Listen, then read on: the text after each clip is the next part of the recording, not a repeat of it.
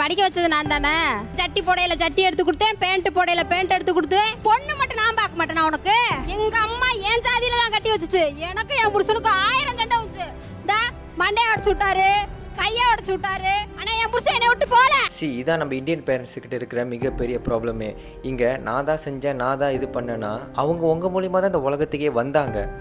இதே நீங்கள் தான் செஞ்சு ஆகணும், இதான் உங்கள் கடமை. பட் இங்கே சொல்கிறத பார்த்தீங்க அப்படின்னா, இதே நான் சொல்கிறபடி தான் நீ நடக்கணும், நான் சொல்கிறபடி தான் நீ போகணும்னா அப்போ எதுக்கு பெற்றீங்க? அவங்களுக்குன்னு ஒரு லைஃப் இருக்குது, அவங்களோட பர்பஸ் என்னென்னா அவங்க தேடி செய்வாங்க.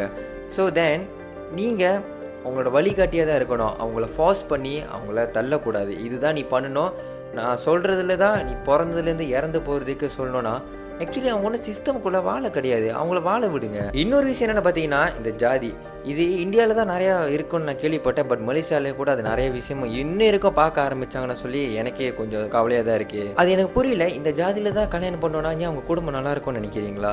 ஏன் அவங்க குடும்பப்படுத்த மாட்டாங்களா? இல்லை அவங்களுக்கு டிவோர்ஸே ஆகாதா? சேட் டு சி, இது எதுவுமே மாற போகிறது இல்லைன்னு எனக்கு தெரியும். ஆனால் நீங்கள் ஒரு மாற்றமாக இருந்தீங்கன்னா, நீங்கள் மாற்ற முடியுறது அந்த இது இருந்துச்சுன்னா, நீங்கள் உங்கள் சில்ட்ரனை இந்த மாதிரி வளர்க்காம இந்த ஜாதி இது எல்லாமே அவங்க சின்ன வயசுலேருந்து தயவு செஞ்சு சொல்லி வளர்க்காதீங்க. ஏன்னா ஜாதி வந்த காரணமே இந்த பிரிட்டிஷ் காலனிசம் டைமில் தான். அவங்களாம் இங்கே வராமல் இருந்திருந்தால் இந்த ஜாதினால நம்மள பிரிக்கப்பட்டிருக்க மாட்டோம். ஸோ சிந்திச்சு செயல்படுங்க.